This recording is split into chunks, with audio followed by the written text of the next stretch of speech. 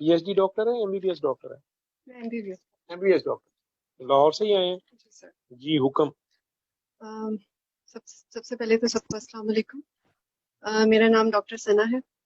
میں سر آپ کو 4 سال سے فالو کر رہی ہوں اور ملاقات آج آپ سے پہلی بار ہو رہی ہے. اب سے 4 سال پہلے میری ڈیورس ہوئی.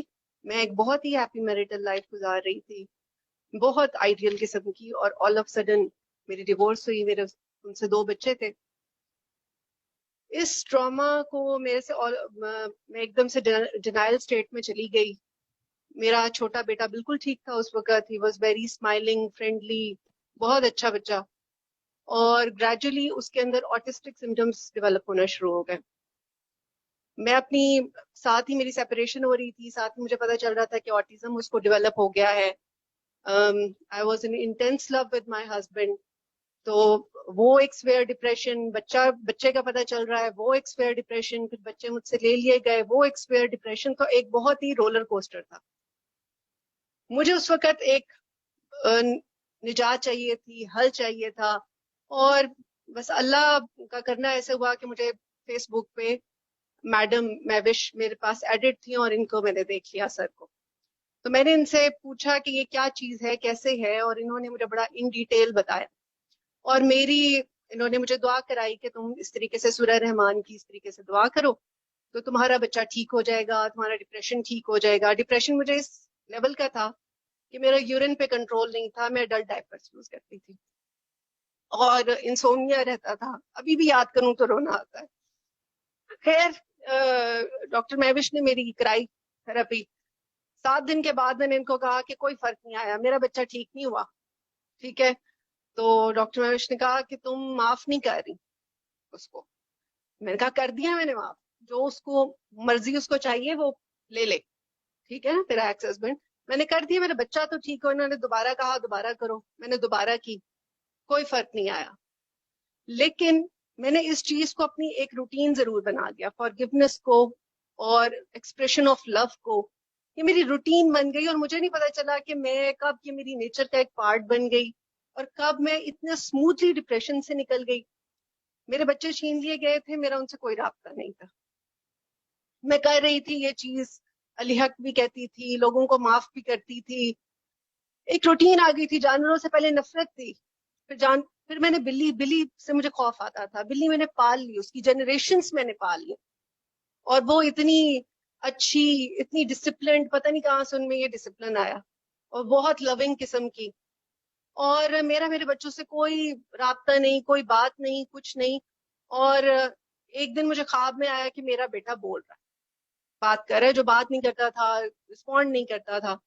اور مجھے رینڈم کسی نے ادھر سے فون کر کے کہا کہ ہمیں آپ کا کل بیٹا ملا ہے, وہ باتیں کر رہا تھا. ٹھیک ہے, تو میں نے کہا یہ تو میریکل ہو گیا. گریجولی اس کو کرتے رہی. اللہ سے اتنا زبردست قسم کا کنیکشن ڈیولپ ہو گیا کہ پہلے اللہ اللہ تھا, اور اب اللہ اللہ ہے.